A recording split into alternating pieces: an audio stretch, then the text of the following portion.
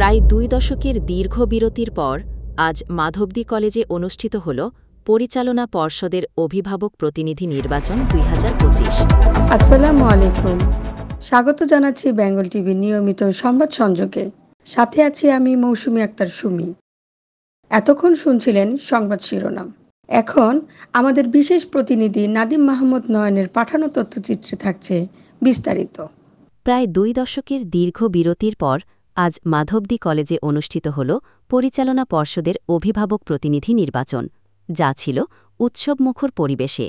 এই নির্বাচনে মোট 5 জন প্রার্থী প্রতিদ্বন্দ্বিতা করেন।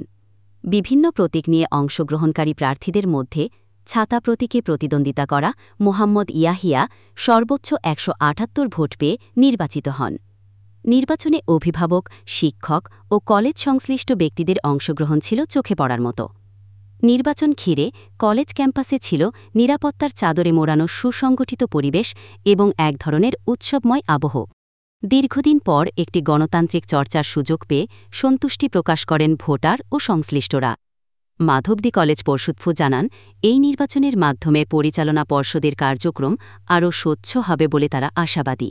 আমাদের এই কলেজে অভিভাবকের ভোটার সংখ্যা ছিল 1385, সেখানে আমাদের কাস্টিং হয়েছে 293টি।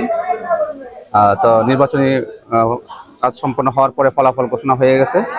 প্রথম হয়েছে ছাতা প্রতীকে মোহাম্মদ ইয়াহিয়া, দ্বিতীয় হয়েছে আব্দুল সাত্তার ভুঁইয়া, ওনার প্রতীক ছিল আনারস, এবং তৃতীয় হয়েছেন বাইসাইকেল, ওনার প্রতীক, ওনার নাম হচ্ছে আহসানুল্লাহ। তো অত্যন্ত সুন্দর পরিবেশে এবং উৎসবমুখর পরিবেশে আমাদের এই কলেজে নির্বাচন সম্পন্ন হয়েছে। দীর্ঘ যেটা 20 বছরে সম্পন্ন হয় নাই, সেই সুন্দর পরিবেশে আমাদের এই কলেজে উৎসবমুখর পরিবেশে নির্বাচনী কার্যক্রম সম্পন্ন হয়েছে। সেজন্য ধন্যবাদ পাওয়ার যোগ্য আমাদের গভর্নিং সম্মানিত সদস্য আছেন, যে নির্বাচনী পর্যবেক্ষক হিসেবে দায়িত্ব পালন করছেন জনাব নুরুল হক, জনাব আব্দুল বাদুন শাহিন, এবং গভর্নিং সম্মানিত সভাপতি জনাব খালিল কবির খোকন সাহেব, এবং আমাদের যারা শিক্ষক আছেন সবার নির্বাচনী পর্যবেক্ষক হিসেবে দায়িত্ব পালন করে এই নির্বাচন অত্যন্ত সুন্দরভাবে সম্পন্ন করেছেন। আসলে যে বিগত সময়টা ছিল, সবাই নির্বাচন বিমুখ হয়ে গেছিল। সেই নির্বাচনটাকে ফিরিয়ে আনার জন্য আমার মনে হয় এটা একটি ভালো একটি প্ল্যাটফর্ম হয়েছে, যার জন্য আমরা সবাই স্বতঃস্ফূর্তভাবে এখানে অংশগ্রহণ করেছে। অভিভাবকরা এবং অনেকেই যারা ছিল তারা স্বতঃস্ফূর্তভাবে এখানে অংশগ্রহণ করেছে এবং ভোট দিয়েছে।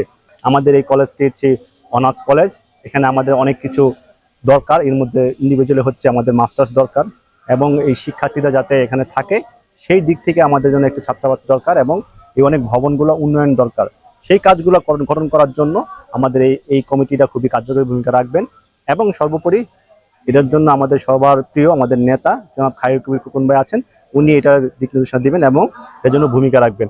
উনি প্রথম হয়েছেন, উনি হচ্ছেন জনাব ইয়াহিয়া, ওনার ভোট হচ্ছে 178 ভোট, এবং সেকেন্ড হয়েছেন উনি হচ্ছেন মাওলানা আব্দুল সাত্তার, উনি পেয়েছেন 152 ভোট, এবং থার্ড হচ্ছে 146 ভোট, ওনার নাম হচ্ছে আহসানুল্লাহ সাহেব। ফেসিবাদী আমলে দীর্ঘদিন ধরে আমরা নির্বাচন থেকে বঞ্চিত ছিলাম। আজকে মাধবদীতে একটি নির্বাচন হয়েছে, আপনারা দেখেছেন। মানুষ এই নির্বাচনকে অত্যন্ত উৎসবমুখর ভাবে গ্রহণ করেছে এবং উপভোগ করেছে।